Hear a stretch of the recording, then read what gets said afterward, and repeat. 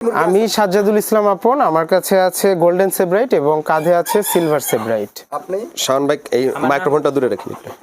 আমার নাম আবিদুল ইসলাম, আমার কাছে আছে original Colombian light colour Brahma. এটা বিশ্বের সব থেকে বড় প্রজাতির মুরগি। আমার নাম মোহাম্মদ শিমু, আমার কাছে আছে হোয়াইট ফ্রিজেল।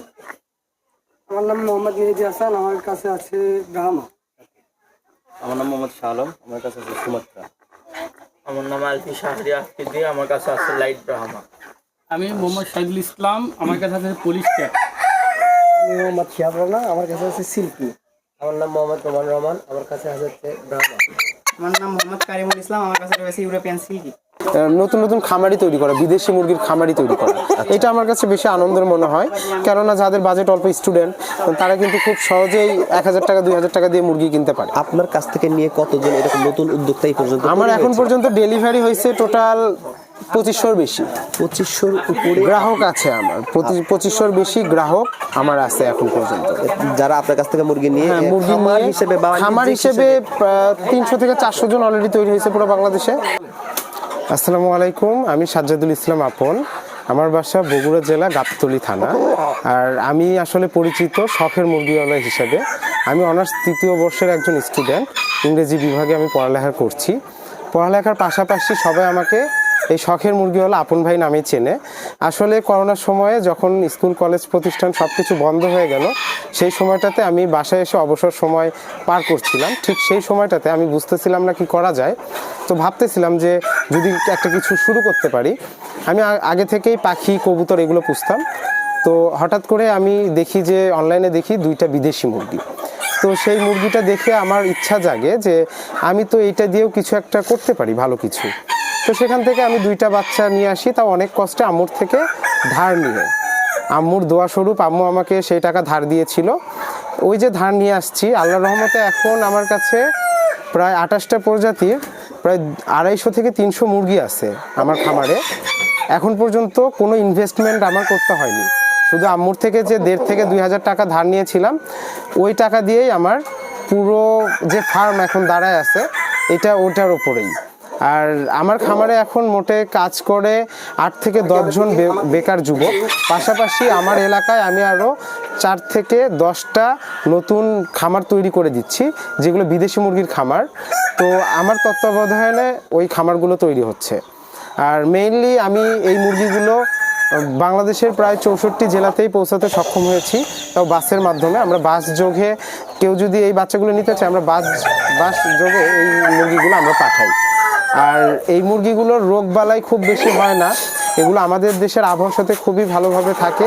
আমাদের কাছে আছে Brahma, Silkie, Cochin, bantam, Phoenix, Yokohama, frizzle, Polish cap, Polish frizzle, Sebright, Serama সহ 28টি প্রজাতির মুরগি আছে।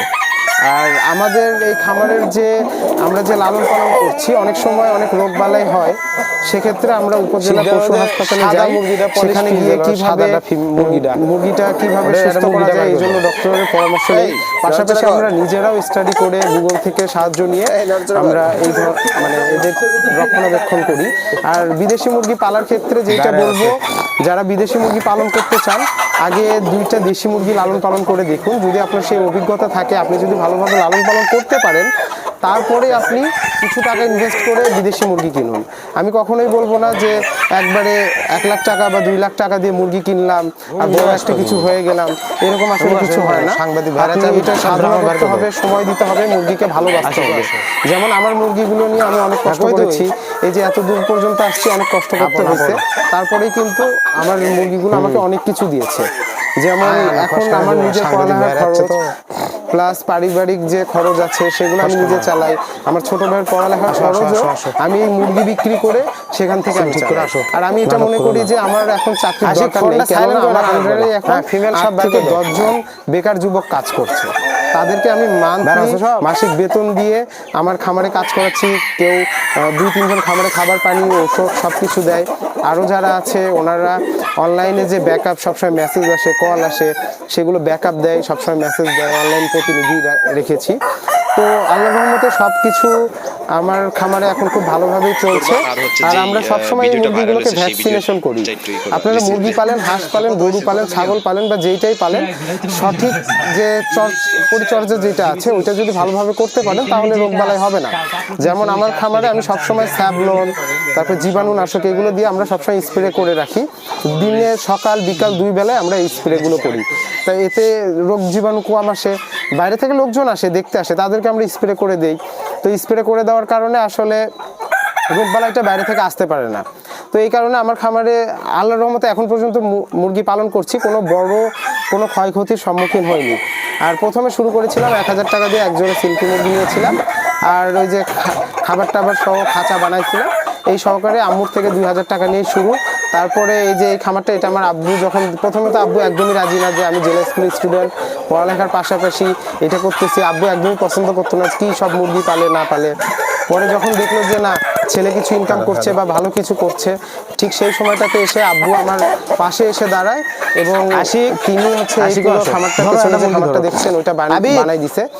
আর এই সাইডে যে বিল্ডিংটা, এটা আমরা পুরোপুরি এই যে আমার মুরগি বিজনেস, সেখান থেকেই এখন এই বিল্ডিংটা উঠাইছি। এর উপরে আমরা ইনশাল্লাহ ভবিষ্যতে খামারটা দিয়ে দিব। এখানে খামার থাকবে, উপরে আরও খামার থাকবে, উপরে আরও মুরগি কালেকশন করব। আমার ইচ্ছা আছে বাংলাদেশের সব থেকে বেশি জাতগুলো সংগ্রহ করা এবং বাংলাদেশের যে বেকার যুবকরা আছে সেই যুবকদের কিছু যদি আমি একটা সহযোগিতা করতে পারি, যে আমার বিদেশি মুরগিগুলো যেহেতু সবাই পছন্দ করছে, দেশের উচ্চ পর্যায় থেকে একদম নিম্ন পর্যায়ের মানুষগুলো সবাই কিন্তু আমার এই মুরগিগুলো পছন্দ করে, দেখতে ভালো লাগে। দূর দূরান্ত থেকে আসছে মানুষ, এসে মুরগি নিয়ে যাচ্ছে, দেখতেছে। এটা আমার কাছে আনন্দের একটা ব্যাপার। পাশাপাশি যারা এই মুরগিগুলো লালন পালন করতে চায়, আমরা সবসময় আমাদের শখের মুরগিওয়ালা পেজের মাধ্যমে সাপোর্টটা দিয়ে থাকি। আর বেকার যুবকদের ক্ষেত্রে আমরা অনেক সময় স্টুডেন্ট যারা বলে যে ভাই আমি স্টুডেন্ট, তাদের ক্ষেত্রে আমরা মুরগির বাচ্চার দামটাও অনেক সময় কমায় রাখি। কেননা তারা যদি আমার থেকে 2-4টা বাচ্চা নিয়ে যদি একটা কিছু করতে পারে, নিজে যদি স্বাবলম্বী হতে পারে, তো আলহামদুলিল্লাহ আমি এটাকে অনেক বড় একটা কাজই মনে করি। আর আমার থেকে মুরগি নিয়ে শুরু করে এখন পর্যন্ত অনেকেই ইতিমধ্যে পুরো বাংলাদেশে অনেকগুলো খামার তৈরি হয়েছে। ইনশাল্লাহ ভবিষ্যতে আরও খামার হবে, আমি সবসময় এই আশা রাখি। আর আমার জন্য সবসময় দোয়া করবেন, আমার মুরগিগুলোর জন্য সবসময় দোয়া করবেন। এখন আপনার খাবারের সর্বোচ্চ মুরগির দাম কোনটা বেশি? আমার খামারে যেমন এই যে আমার কোলে দেখতেছেন American Brahma, Colombian light Brahma যেটা বলে, এটা 15 থেকে 25,000 টাকা পর্যন্ত জোড়া হয়ে থাকে। কোয়ালিটি, বয়স ভেদে বিভিন্ন দাম। এটা বয়স দেখেন, এটা বয়স হচ্ছে 1 থেকে 1.5 বছর। আর এই মুরগিগুলো ওজন হয় 4 থেকে 6 কেজি পর্যন্ত। আর আমার খামারে এখন সব থেকে দামি মুরগি হচ্ছে ওয়াইনডটের বাচ্চা আমি রিসেন্টলি নিয়েছি। এগুলো মুরগির জোড়া 60,000 টাকা পর্যন্ত জোড়া, এক জোড়া মুরগির দাম 60,000। আর এই যে আমার ঘাড়ে দেখতেছেন লক্ষ্মী একটা মুরগি, এটা হচ্ছে পৃথিবীর সব থেকে ছোট জাতের মুরগি। এইটার ওজন কিন্তু মাত্র 200 থেকে 300 গ্রাম, ডিম পাড়ে কোয়েল পাখির মতো। আর এই মুরগিটা দাম কিন্তু অনেক বেশি হয়ে থাকে। আর এটা মালয়েশিয়ায় একটা প্রতিযোগিতা হয়, মালয়েশিয়ার শো-সেরেমা এক্সিবিশন, সেই প্রতিযোগিতায় এই মুরগিগুলো আসলে কম্পিটিশনে অ্যাটেন্ড করে। আর এই মুরগিটার দাম হচ্ছে 20 থেকে 30,000 টাকা জোড়া হয়ে থাকে। আর আমার খামারে অনেকগুলো আছে, এদের দ্বারা আমি সবসময় ডিম বাচ্চা পাচ্ছি, ডিম ফোটাচ্ছি। আর প্রতি সপ্তাহে আমার খামার থেকে 100 থেকে 200 পিস ডিম পাওয়া যায় প্রতি সপ্তাহে। সেখান থেকে আমরা বাচ্চা পাচ্ছি 80 পিস থেকে 100 পিসের মতো। আপাতত যেহেতু আমি নিজ উদ্যোগে শুরু করেছি, আমি মূলত যে 10-12 জনকে নিয়ে শুরু করেছি, তাদেরকে আমি নিজে ট্রেনিং দিচ্ছি। আমার যে অভিজ্ঞতা সেটাকে কাজে লাগিয়ে তাদেরকে আমি নির্দিষ্ট সময়ে তাদের বাসায় গিয়ে দেখে শুনে যে তোমরা এই করো, এই ওষুধ দাও, এইভাবে ট্রিটমেন্টটা করো, এই খাবারটা দাও, বা এখন লাইট অফ করে রাখো, এতক্ষণ পর্যন্ত লাইট জ্বালায় রাখবা, এই সাপোর্টগুলো আমি আপাতত নিজেই দিচ্ছি। কিন্তু আমি যদি সরকার থেকে যদি কোনো সাপোর্ট পাই, তাহলে কিন্তু আমি এই জিনিসটা খুব বড় আকারে অনেক যুবকদের কিন্তু একটা সহায়তার হাত বাড়াই দিতে পারবো ইনশাল্লাহ। আপনার কাছে কোন কোন দেশের কি কি জাতের মুরগি আছে? আচ্ছা, আমার কাছে আমেরিকা থেকে শুরু করে নিউজিল্যান্ড, চীন, জাপান, তারপরে হচ্ছে আপনার জার্মানি, প্রায় 12 থেকে 13টা দেশের মুরগি আছে। আর বেশিরভাগ মুরগিগুলোর অরিজিনই হচ্ছে চীন, তারপরে হচ্ছে আপনার আমেরিকা, যুক্তরাজ্য, তারপর যুক্তরাষ্ট্র, এই সবগুলো দেশ থেকে আমাদের মুরগিগুলো আসে। আসলে আমার চিন্তা ভাবনা এখন চাকরি বাকরির পেছনে নেই, কেননা আমার কাছে এখন 7 থেকে 8 জন কর্মচারী সবসময় কাজ করছে। তো আমার চিন্তা ভাবনা যে ভবিষ্যতে আমার যে এই ক্ষুদ্র প্রজেক্ট, আমার যে স্বপ্ন, এটা আরও বড় আকারে করা। শুধু মুরগি না, যেমন এখন নাম হয়েছে শখের মুরগিওয়ালা, এই নামটাও আমি অনেক কষ্ট করেই বের করেছি, কিন্তু আমি ভবিষ্যতে ইনশাল্লাহ শখের যত পোষা প্রাণী আছে, যেমন শখের ঘোড়াওয়ালা, যেমন যে ইউনিক ঘোড়াগুলো পাওয়া যায়, তারপরে শখের গরুওয়ালা, তারপরে শখের হাঁসওয়ালা, এই প্রাণী রিলেটেড যত কিছু আছে, আমি এরকম একটা প্রজেক্ট ইনশাল্লাহ নিজে থেকে একটা তৈরি করব। সেই প্রজেক্টে ইনশাল্লাহ সব কিছু শৌখিন জিনিসগুলো থাকবে। মানুষ আমার কাছে আসবে তাদের মনোরঞ্জন করার জন্য, তাদের যেন ভালো লাগে, একটু সময় কাটায় পরিবারের সাথে এই প্রাণীগুলো দেখে। তো আমি সেই রকমই একটা পার্ক, ডিজিটাল একটা পার্ক তৈরি করার চেষ্টা করবো ইনশাল্লাহ। এগুলো যেহেতু বিদেশি মুরগি, আমরা প্রধানত খাবারটা দেই যে আমাদের পাকিস্তানি মুরগির যে খাবারগুলো আছে এগুলো খাওয়াই প্রধান খাবার হিসাবে। পাশাপাশি আপনি ধান, গম, ভুট্টা এবং চাল, ভাত সব কিছুই খাওয়াতে পারবেন, এবং এদের শরীর সুস্থ রাখার জন্য বা ভিটামিনের প্রয়োজনের জন্য আমরা সবুজ শাকসবজি বা ঘাস থেকে শুরু করে সব কিছু এই মুরগিগুলো খুব ভালোভাবে খেয়ে থাকে। বিদেশি মুরগির সব থেকে বেশি সমস্যাটা হয় হচ্ছে ঠান্ডার সমস্যা। যখন এদের ঠান্ডা লাগে, এই যে এদের চোখ বন্ধ হয়ে আসে, চোখ খুলে ওঠে, তারপরে নিঃশ্বাস নিতে পারে না, তারপরে আস্তে আস্তে সিক হয়ে যায়, মুরগিগুলো মারা যায়। তো আমরা যদি আমাদের খামারটা যেখানে আমরা স্থাপন করবো, যেখানেই করি, কিন্তু আমরা যদি একটু খোঁজ খবর রাখি যে সরাসরি বাতাস ঢুকতেছে কিনা সেটা যদি আমরা দেখতে পারি, আর সরাসরি যে বাতাস সেটা যদি আমরা আটকাই দিতে পারি, তাহলে কিন্তু মুরগির ঠান্ডা লাগা অনেকটাই কমে যায়। আর আমরা প্রতি মাসে, প্রতি 1.5 থেকে 2 মাস পর পর আমরা ভ্যাকসিনটা কমপ্লিট করে রাখি আমাদের বিদেশি মুরগিগুলো, কেননা এদের দাম কিন্তু অনেক। তো একটা ভ্যাকসিনের দাম কিন্তু খুব বেশি না। আমাদের যে নিকটস্থ পশু হাসপাতাল আছে বা হসপিটাল আছে, সেখান থেকে কিন্তু আমরা একটা ভ্যাকসিন 20 টাকা দিয়েও আনতে পারি।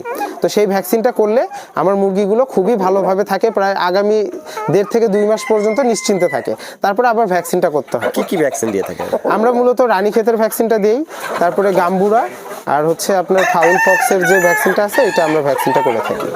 বিদেশি মুরগির অত ভ্যাকসিনের প্রয়োজন হয় না, শুধু রানীক্ষেতের ভ্যাকসিনটা খুব বেশি আকারে যখন রানীক্ষেতটা ধরে তখন অনেক মুরগি মারা যায়, আর অনেক খামারও শেষ হয়ে যায় শুধু এই রোগের কারণে।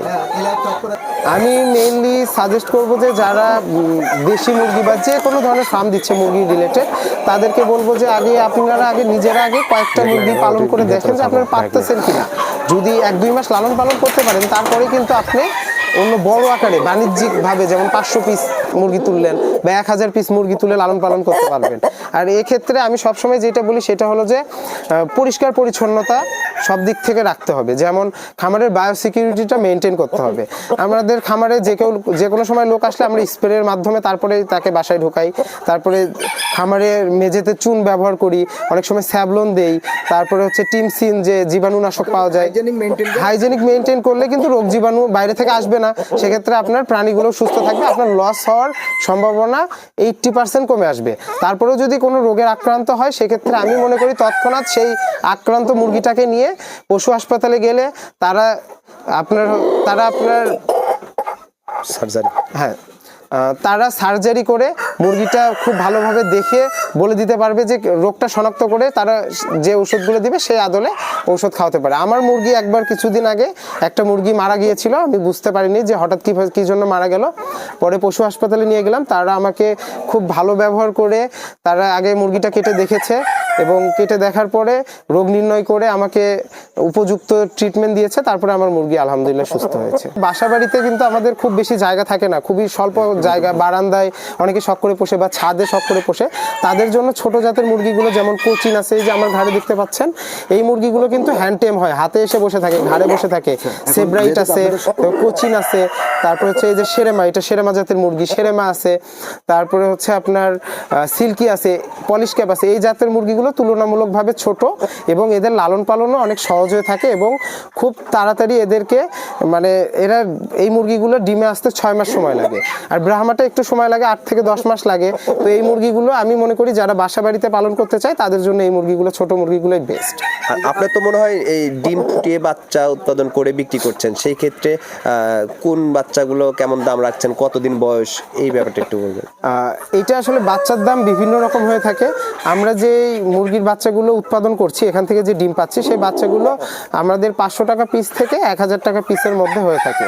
বিভিন্ন বাচ্চার বিভিন্ন দাম, বিভিন্ন জাত অনুযায়ী হ্যাঁ বিভিন্ন- জাত অনুযায়ী বিভিন্ন কত দাম। দিনের বাচ্চা আপনারা হচ্ছে এটা উপযুক্ত আপনার- মনে করেন মানে বিক্রির উপযুক্ত? যারা আসলে এটা ডিপেন্ড করে, যারা ছোট বাচ্চা পালন করতে পারে তারা ছোটতেই নিতে পারে, যাদের বাজেট কম স্টুডেন্ট তারা ছোট বাচ্চা নেয়। আর যারা বলে যে আমি শখ করে পালবো 2 পিস পালবো, তাদেরকে একটু ভ্যাকসিনেশন করা কমপ্লিট করা, যেগুলো 1 থেকে 1.5 মাসের ভেতরে ভ্যাকসিন করা কমপ্লিট হয়ে যায় এবং তাদের ফেদারগুলোও জন্মায়। তো সেই সময়টা হচ্ছে একদম পারফেক্ট সময়, মানে কেউ যদি খামার শুরু করতে চায় আর কি। আচ্ছা, আপনি যে বিভিন্ন দেশ থেকে বিভিন্ন ওয়েবসাইট দেখে দেখে মুরগিগুলা কিনে নিয়ে আসেন, আসলে তো বিভিন্ন দেশে আবহাওয়া বিভিন্ন রকম হয়ে থাকে, আপনি আসলে কি দেখে বুঝতে পারেন যে বাংলাদেশে এই জাতটা উপযুক্ত হতে পারে, সেই জাতটা আপনি নিয়ে আসেন এবং কিভাবে নিয়ে আসেন এটা একটু বলবেন? আমাদের বাংলাদেশ ষড়ঋতুর দেশ, নাতিশীতোষ্ণ, না শীত না গরম দুইটাই আছে। তো আমরা মুরগি নেওয়ার সময় যেটা দেখি সেটা হলো যে আমরা যখন মুরগি সিলেক্ট করি তখন দেখি যে এই মুরগিটা আমাদের দেশে এসে থাকতে পারবে কিনা। আসলে অনেক দেশে দেখা যায় সারা বছরই বরফ পড়ে, সেই মুরগিগুলো যদি নিয়ে আসি তাহলে কিন্তু আমরা সেই এনভায়রনমেন্ট দিতে পারবো না, মুরগি অসুস্থ হয়ে মারা যাবে। তো আমরা যেখানে দেখি যেই দেশগুলোর মুরগিগুলো হাফ শীত হাফ গ্রীষ্ম থাকে, এইরকম মুরগিগুলো জাতগুলো সিলেক্ট করে আমরা ইম্পোর্টারদের সাথে যোগাযোগ করি এবং তারা আমাদের মুরগিগুলো আনায় দেয়। আজকেও ব্রাহ্মাই নিব, এটা খুব ভালো একটা জাত। আর এখন ছোট কোনো বাচ্চা নেই এখানে, ব্রাহ্মা জাত আছে, আমি ওটা নেব। এগুলো আসলে আমার খামারের সব থেকে বড় লেজ ওয়ালা মুরগির লেজগুলো, যেগুলো অনেক বড় হয়েছিল এবং তারপরে আমি কালেক্ট করে রেখে দিয়েছি, প্রায় 1.5 থেকে 2 ফিট পর্যন্ত লেজ। এগুলো যদি যত্ন নেওয়া যেত, এই মুরগিগুলা ফনিক্স, ইয়োকোহামা, সুমাত্রা এই জাতের মুরগিগুলোর লেজ এত বড় হয়ে থাকে, এগুলো যদি সঠিক যত্ন নেওয়া যেত তো আরো বড় হতো, 3 ফিট 4 ফিট পর্যন্ত হয়ে থাকে এদের লেজ।